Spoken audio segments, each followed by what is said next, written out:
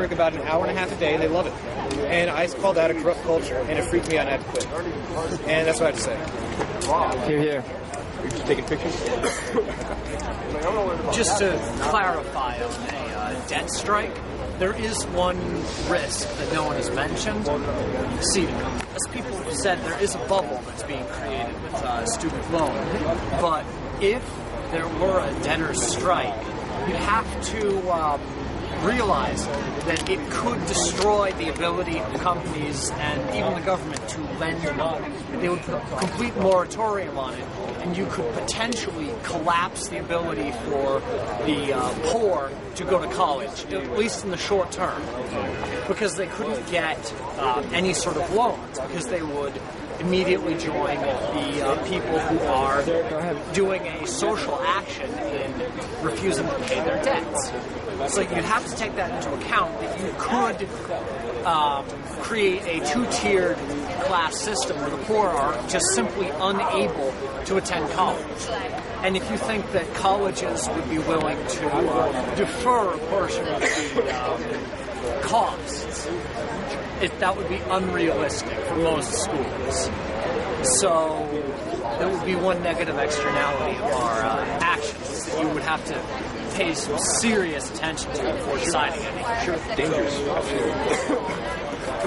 Boyd?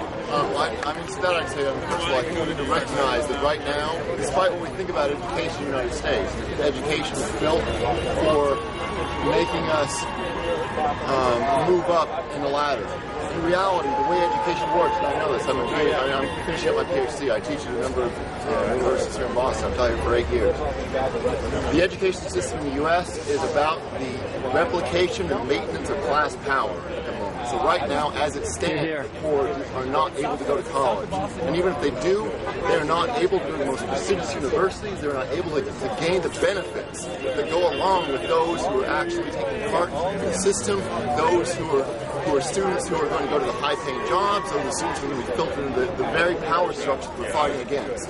If there were a debt strike, if there were a strike in which there was a threat of default, which is going to bring down the system, you can bet people are going to listen. And that's what I think matters. I also need a general strike, too.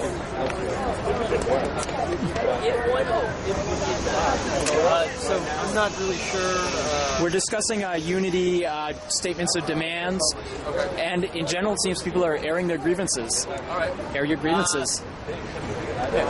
Well, I think that the debt strike idea is fantastic. I think obviously there are things to consider with that, but I think something like that as a spark is really, really great. I think it's important to be able to articulate to ourselves and especially to everyone else what our vision for the different society that we're trying to create is. I think we're doing it and we're participating in it and we're forming that organically ourselves, and I think everybody here has kind of an understanding of that's how we want things to ultimately be done through practice rather than through imposition. But I think there needs to be a clear way of telling that to everybody else in a way that makes sense, that they can identify with, they can feel like they can then contribute to, and as a way of fostering more involvement from everyone else to participate and to bring everyone else in and say, we want a world that includes everyone and everyone has a voice, and this is what that looks like, and you can be a part of making that and doing that in a way that empowers them to join in and feel like this is the right thing. Instead of just looking at a bunch of people that are, living in tents in the middle of the city, saying what? We need people to understand what it is and how they can be a part of it, that we want people to be a part of it. And what's your name? Luke. Luke, great. Great point. Okay. Did you want to say something? Okay. He's been here for a long time. All right. I think it's really important that everybody get a chance to kind of speak their mind on this issue.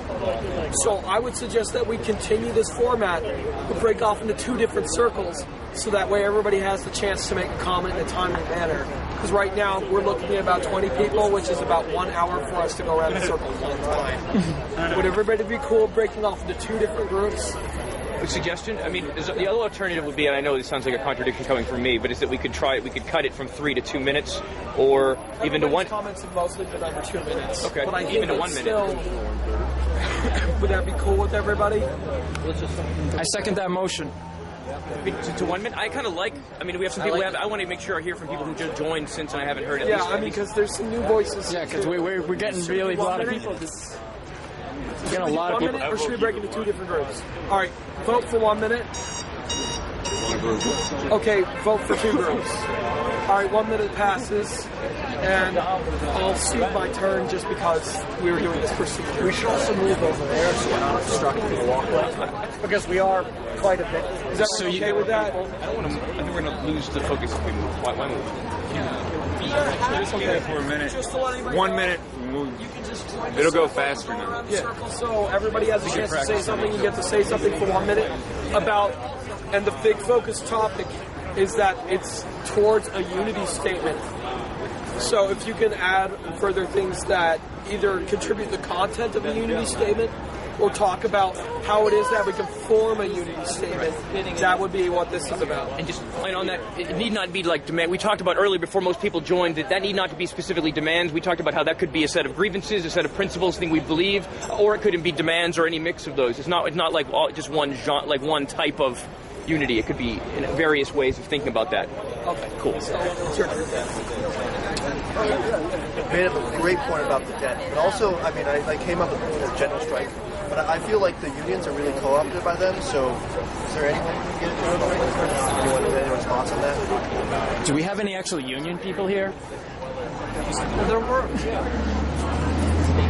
But it's really necessary because the wages are not going up, benefits are being cut. It's not really good for any families because they're trying to pay debt right now. So it's like this, basically this, they're just trying to enslave us. The total strike is unnecessary. You target huge. Okay, you're jumping in. It's a point of process. I'm sorry, right? I mean, everyone has something to say. Well, usually what happens is one people look at like they listen to demands. Usually a lot of people start joining it right away. It's a valid proposal. What? 1 minute right now? Go ahead. You can pass if you want to. What? You have a whole minute? A whole minute? All right. In my opinion, the few should not govern the many. Bottom line, we the people. The issue isn't so much, I guess, Wall Street. It's corruption as a whole. It's that. And the only way to get rid of corruption is to get rid of positions of corruption and to get rid of the positions of possibility those can be corrupt and that which corrupts. That's the issue. It's not so much the system itself, it's how people take advantage of the system itself.